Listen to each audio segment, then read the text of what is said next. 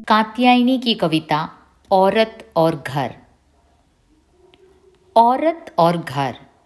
कविगण कहते रहे घर के बारे में बहुत मासूम और कोमल प्यार भरी बातें। शताब्दियों सहस्राब्दियों से रचते रहे वे ऋचाएँ, गीत और कविताएं। घर लौट चलने, घर में होने, कचोटते दिल से घर से बाहर जाने और घर की उदासी भरी यादों के बारे में। वहाँ एक औरत रहती रही, घर को हिफाजत के साथ घर बनाए हुए, उसे भूतों का डेरा बनने से जतनपूर्वक बचाते हुए। घर में सुरक्षापूर्वक होने का एहसास वह एक बेहद नशीली शराब की तरह पीती रही। वहाँ गैस थी, मिक्सी और मसालदानी थी, सिंक, वॉश बेसिन, सैनीफ्रेश, ओडोनिल और मेहंदी थी।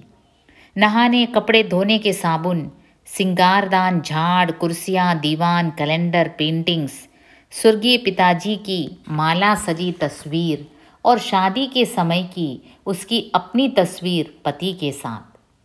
बिस्तर था, बच्चे थे, बेड स्विच से जलने वाला नीला बल्ब भी था, शब्दकोश भी कई थे और कविताओं की पुस्तकें भी।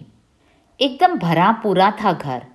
हृदय की पूरी उदारता और विशालता के साथ उसने अपना लिया था औरत को, प्यार से अपना एक हिस्सा बना लिया था। एक सख्त अनुशासन प्रिय अभिभावक भी था घर। लगातार पीछा करता था जब भी औरत निकलती थी बाहर सड़क पर।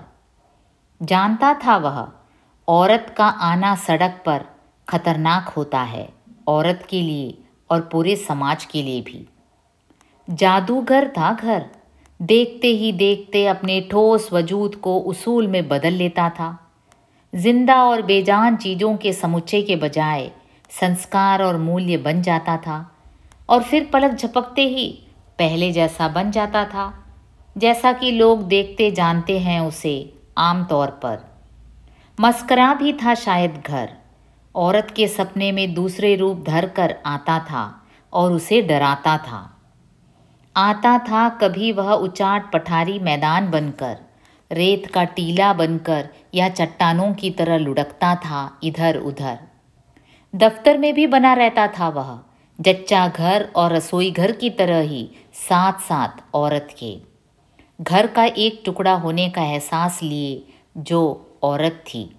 बस उसने एक ही मासूम सा सवाल किया था एक दिन अचानक कि औरत क्या एक घर के बिना भी हो सकती है? फिर क्या कोई और भी चौहद्दी हो सकती है सुखपूर्वक रहने, खाने, जीने के लिए घर के अलावा, जिसमें रहते हुए औरत औरत बनी रहे और घर घर भी बना रहे? यानी वह न हो घर का हिस्सा बल्कि उसकी एक बाशिंदा हो। बस इतनी सी बात हुई थी कि उसका पासपोर्ट जब्त कर लिया गया और दुनिया के हर घर की नागरिकता के लिए उसे अयोग्य घोषित कर दिया गया।